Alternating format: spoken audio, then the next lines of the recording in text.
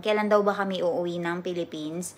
Lalo na lumabas na si Ivan and ayun nga, nakapanganak na ako. It's the moment of truth. They want to go and check my bajan. They don't usually come to our house. Probably in other places, but in our area, they don't usually come to our house.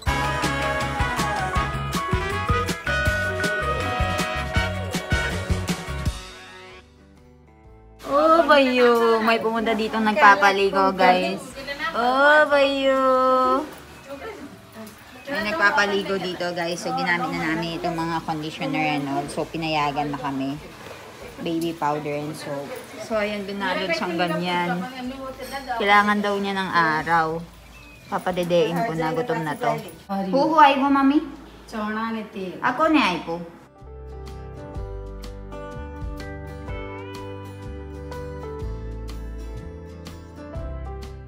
Kung binigay sila, merong binigay sa atin. Ako ni ay po, mami, sender, no? Ew, oho, sorasta. Agila no ay po, 5 kilo. 5 kilo तेल, 6 kilo chana. So, meron silang binigay sa pregnancy natin, eh? ओए. So, meron silang binigay na oil dito, guys. 5 kilo. And then, 6 kilos ng chana. So, ito yung chana. Chana. चना तेल 5 kilo. Chana, hu ka. Dud mate, chana? Protein वाला. Protein. बाप में खाए. Okay. So, may binigay silang ganyan. So, kahit na, pregnancy pa chito, tubi apa, no? So, meron din silang binigay na ganun, guys. And dito magme-merienda na kami ni Milan. Mag-snacks na kami. And today, meron dumating na nag-massage sa baby namin, guys. Natutulog siya ngayon dito. Sobrang sarap ng tulog niya. Naka-ano na siya. Binalot siyang ganito, oh. Ayan. O, Ivan. Ivan.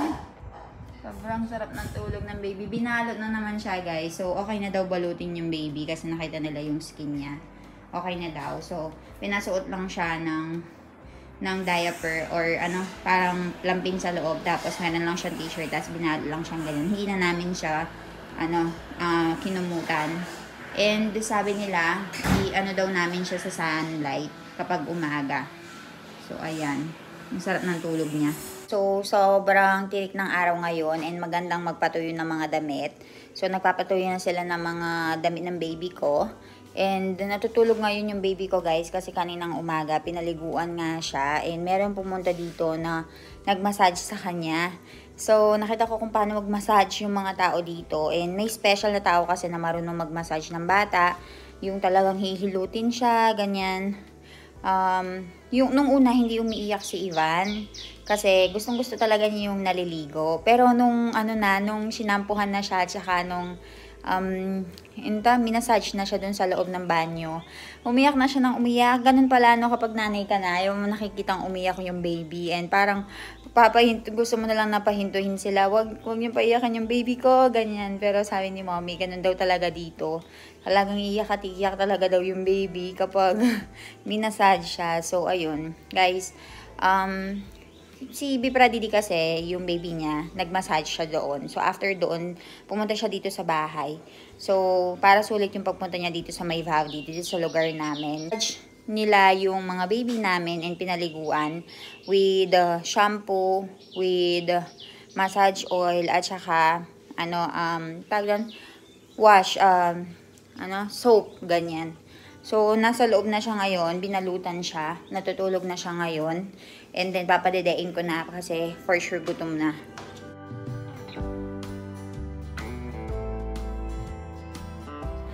Guys, the moment of truth. They want to go and check my bajan. So, they have this thing. Show them. Let's see if I lose weight from the moment that I gave birth. Siyempre, you will. Challenge eh. तू ऊपर जाती रहना. Oh, Bhagwan. So much Ilan. Kotu che. Anay barabar. They will write down. Anay barabar. 68. जाने बंद करने lang. They will write down everything. I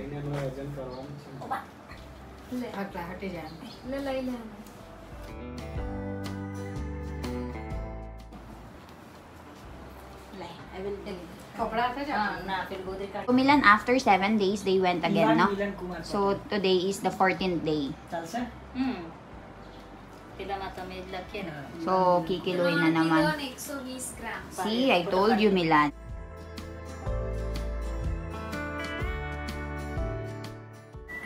So,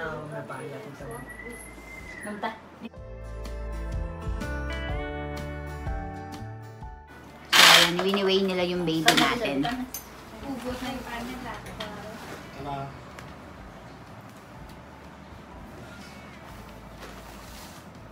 And then they will be getting the thermometer also.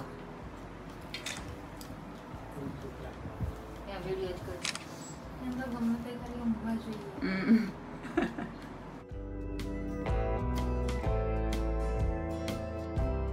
Now the thermometer, kukuhanin nila yung temperature ng baby.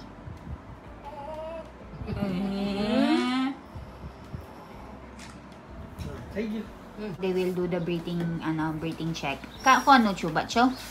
Breathing check. Ba chu no? Barabar. So, ayun guys, minomonitor niya yung breathing ng baby namin.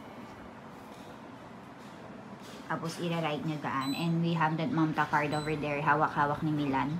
And then, he will write the details. She will write the details pala. So, tinitignan niya yung cellphone niya. And, kinakount niya yung breathing per minute.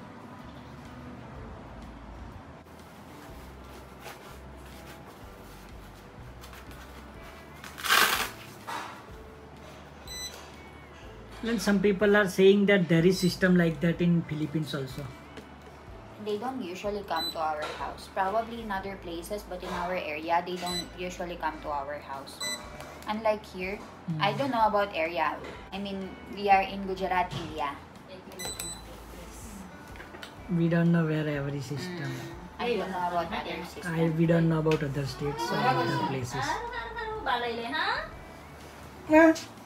એટલે 1 મિનિટમાં 33 થાય છે. 1 મિનિટમાં 33 શ્વાસોશ્વાસના દર થઈ. એટલે તો હા 40 થી 50 નોર્મલ છે. And after getting all the details, they will now write everything dito sa may Mamta card natin. So, ayun si Milan na બેસાય છે alis na તમારે. siya. Bukas. બેસાય છે હવે તમારા Ah. તે દિવસ તો થોડુંક અઘરું પડતું. Tara salo. Barabar siya. કઈ નહીં તો પછી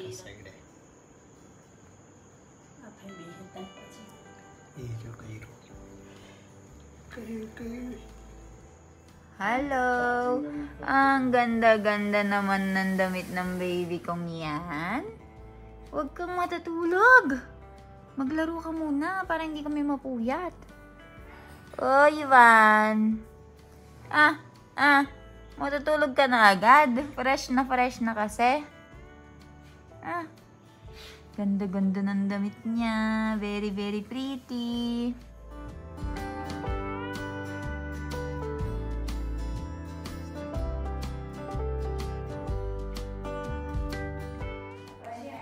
So, kakagising lang ng bata, kakagising lang ng baby natin. And, ayan. Papa, natulog na naman. Kakainom ng gatas. So, ganyan lang yung ginagawa niya maghapon. Kain, tulog. Hi guys! So, meron tayong katanungan dito. And very curious siya kung kailan daw ba kami uuwi ng Philippines. Lalo na lumabas na si Ivan. And, ayun nga, nakapanganak na ako. So, curious siya kung hindi daw ba kami magbabakasyon sa Pilipinas. Kasi gusto nga daw makita ng mga lola yung apo nila. So, sasagutin natin yan. Actually guys, before pa man ako mag-give birth or before pa man ako manganak, planado na talaga namin kung kailan ba kami uuwi. So, yung plano talaga namin is after 6 months sana ng pagkapanganak ko kasi alam namin na mas maganda nga daw magbiyahe kapag 6 months na yung baby. Pero, dahil nga merong kaming pinapagawang resort sa Philippines, hindi namin alam kung baka mapaaga yung pag-uwi namin. So, yung timing namin na tinitignan guys is pag okay na yung passport ng baby and kapag okay na yung OCI ko. So, ganito kasi nangyari. Yung sa OCI ko kasi guys, dapat bago ka makakuha ng OCI, kailangan mo daw maging kasal sa isang Indian for at least 2 years. And then kapag kukuha ka ng OCI dito sa India, kailangan mo magstay ng at least 6 months ng tuloy-tuloy.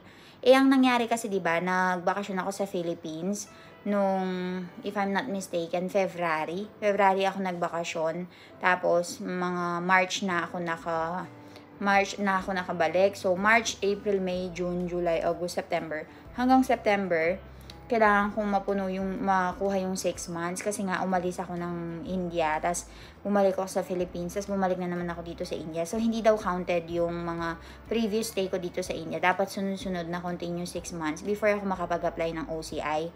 So, by September, mag-a-apply ako ng OCI, guys. And hindi ko alam kung kailan lalabas yung OCI, kung ilang months. So, before lumabas yung OCI ko, kailangan okay na yung passport ni Ivan. So, dito kasi sa India, pagkapanganak, hindi ka talaga nila tatanungin kung ano muna yung pangalan ng baby, kung hindi nyo pa alam kasi magna-naming ceremony pa. Pero ako, bago nga ako manganak, alam na namin kung ano yung ipapangalan sa baby namin, dinicide na namin para agad nga ma-process yung mga documents niya. So, pagkapanganak ko nga is pinrocess na ni Milan yung documents niya, pinas na niya lahat ng mga requirements, yung ID ko, yung ID niya. Tapos, after 12 days daw, makukuha na namin yung birth certificate niya. Yung birth certificate kasi na yun, guys, kakailanganin namin siya para sa pagkuha ng other card ng baby namin. So, para sa mga hindi nakakaalam kung ano po yung other card, yung other card na yun is yung parang national ID card natin sa Philippines. So, other card yung tawag nila dito sa India. So, yun yung pinaka main requirements kapag kukuha naman ng passport. So, hindi ako sure kung ilang days ba or ilang weeks yung kailangan bago makakuha ng other card. So, yun yung second na ipaprocess natin. After ng other card, passport naman. So, ayun, sasabay ko na rin yung passport ni Milan. Ipapalagay ko na rin yung pangalan ko dun sa may likuran ng passport niya. Para hindi na kami matagalan dun sa immigration. So, ayun. Ipapalagay ko din yung pangalan ko dun sa passport ni Ivan. Para hindi rin kami mahirapan. Kasi nga, syempre, Indian siya, Filipino ako.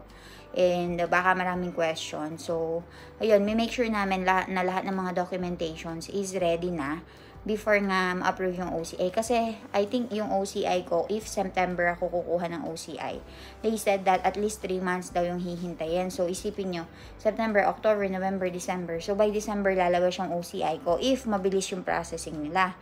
So, tapos, baka by January na kami makauwi. Diba ang tagal? Pero if ever na mabilis na lumabas yung passport ko, yung passport ni Ivan, tsaka yung OCI ko, sana by September or by October, makauwi kami. So, ayun. Walang kasiguraduhan, guys. Pero one thing is for sure, as long as okay na lahat ng mga documentations, okay na lahat ng mga passports, yung OCI ko, lilipad na kami ng Philippines para makapagbakasyon. Kasi guys, syempre, yung mga lola, lolo, yung mama at papa ko sa Philippines, gusto na nilang makita yung baby or yung apo nila, diba? Syempre, unang apo nila sa buong pamilya. Kasi ako yung panganay. So, yung mga kapatid ko, bata-bata pa. So, ito yung pinakaunang apo nila. So, very excited yung mama ko at saka papa ko na makita nga yung uniko iho. Ang kaisa-isang apo muna nila. So, ayun. If meron kayong mga questions, guys, sabihin nyo lang sa akin.